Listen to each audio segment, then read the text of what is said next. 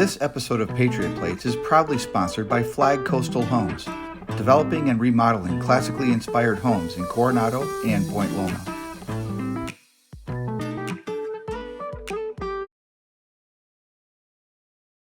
Let every nation know, whether it wishes us well or ill, that we shall pay any price, bear any burden, meet any hardship, support any friend, oppose any foe, to assure the survival and the success of liberty.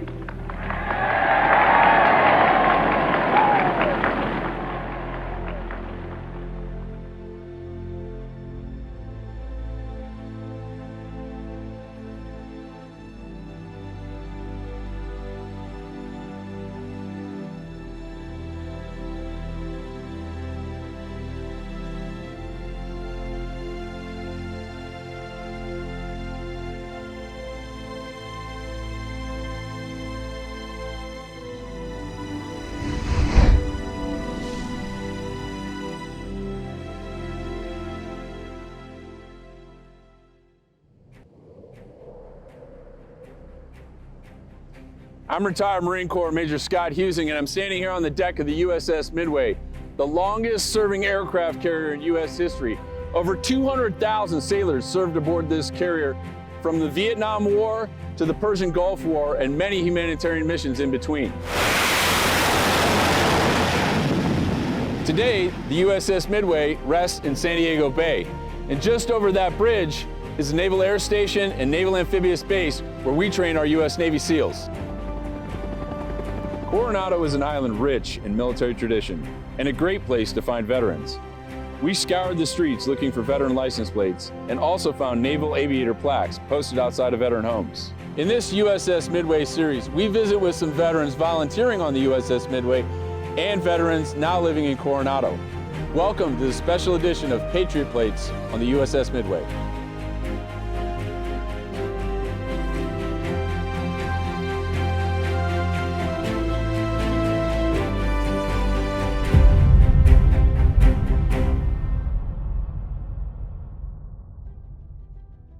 My name's John O'Brien. I'm a veteran of the U.S. Navy. Went to the Naval Academy in 1965, graduated 4 years later in 1969, and served in the Navy out on the West Coast and left the Navy after 5 years at the end of Vietnam as a lieutenant. In our family, I was the second of 5 kids. My older brother got an NRTC scholarship to Marquette University. That sounded pretty cool. It turns out I also had an uncle who taught history at the Naval Academy. And he said, well, if you're interested in the Navy, why don't you apply to the Academy? And so I submitted an application to the Academy and was eventually accepted. There's no question it's a real difficult place to go to school. During Vietnam, it was not a real popular place to go to school either. Of course, you have the opportunity to quit the Academy up until your start of your junior year, but I'm far from being a quitter, and so I decided to stick it out. I was very fortunate I made a varsity tennis team, and so I did have the ability to back away from some of the military constraints, at least in the afternoon on the courts, but it was hardly an option for me to quit.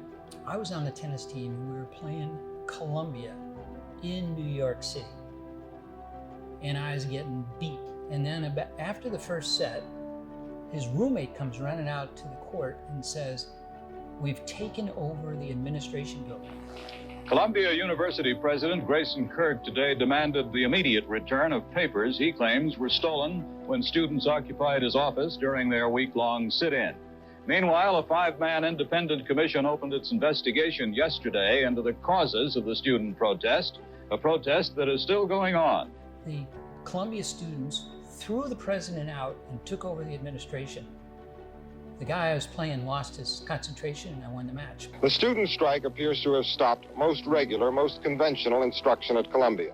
One of the things that was always pretty intriguing and interesting to me is that my history professor was a Professor E.B. Potter. Well, E.B. Potter was the author of the textbook Naval Sea Power. And there I was sitting in the third row and learning Navy history from the guy who wrote it. The superintendent of the Naval Academy, the top dog, was a guy by the name of Kaufman, Admiral Kaufman, Draper Kaufman. And he founded Navy UDT. He was the originator of Navy UDT. He was really an inspiration for all of us, knowing that the guy running this show founded Navy Frogmen and eventually Navy SEALs. So I couldn't have a better background than having completed my studies and getting commissioned from the Academy.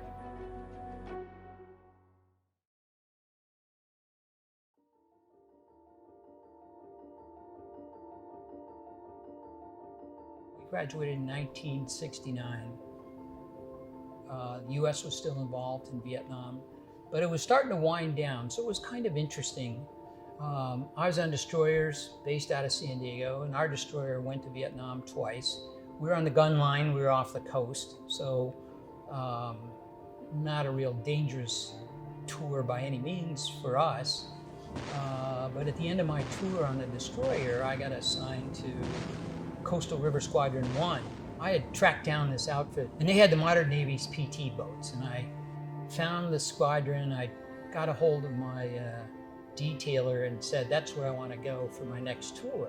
And so I got into Coastal River Squadron, and our entire mission was supporting the Navy Frogmen, UDT, and Navy SEALs.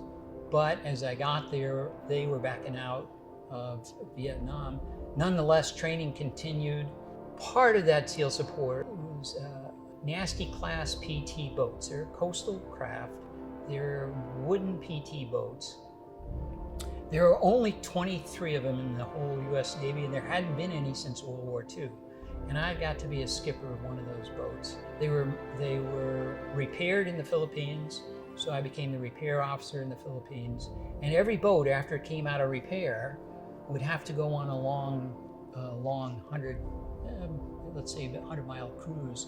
And we'd take the boats down to Corregidor in Manila Bay. Why that's important is in December of 1941, MacArthur was trapped in the Philippines after Pearl Harbor, and he snuck out of the Philippines on a PT boat from the same pier that we would bring our boats to 45 years later. And I always thought I was reliving history, and pretty interesting history at that. And that is, we were landing on the same pier as MacArthur was heading out at 2 in the morning to escape the Japanese.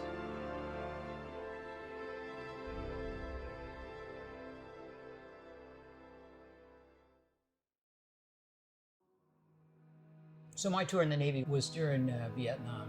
That's quite a bit different than how the military was looked at during World War II, and certainly in the Gulf Wars and up till today. We were the bad guys, and that was pretty annoying for us.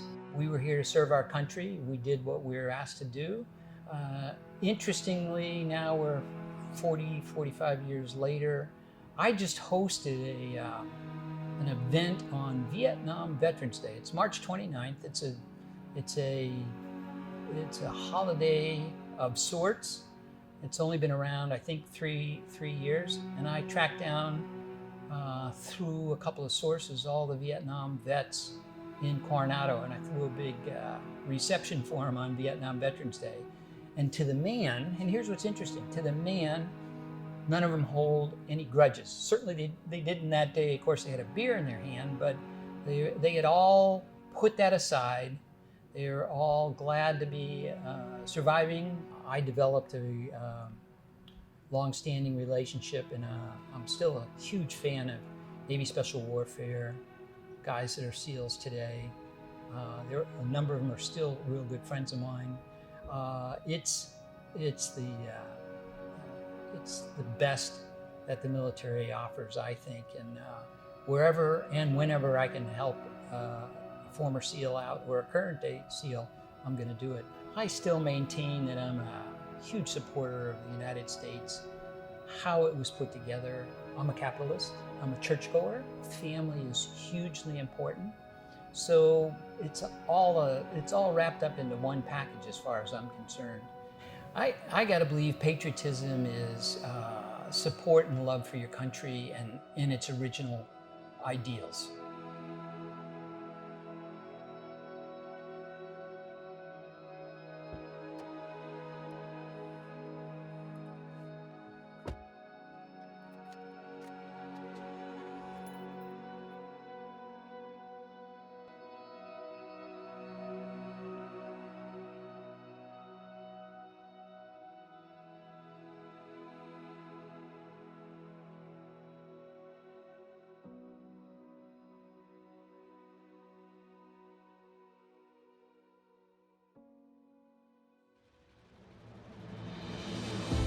We want to thank the veterans volunteering on the USS Midway and the veterans of Coronado for sharing their stories today.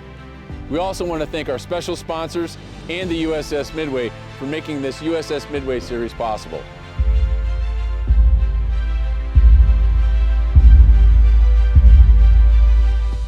Don't miss our upcoming veteran stories on Patriot Plates by liking and subscribing below.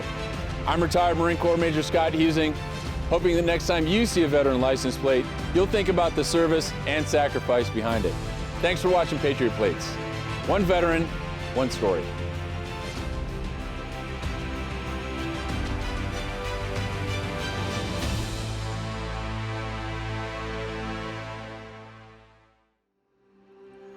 Flag Coastal Homes will be hosting another Vietnam Veterans Day get-together for all Vietnam veterans in Coronado on March 29th, 2022.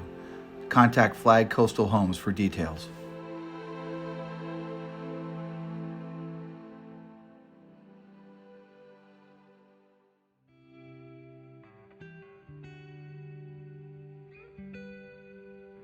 Save the Brave connects veterans through outreach programs to build strength of character. Our essential task is to prevent veteran suicide. Save the Brave is committed to providing veterans with post-traumatic stress ways to connect in a safe space. To donate your time, money, or resources, visit savethebrave.org. Reach out to a veteran in need and direct them to Save the Brave.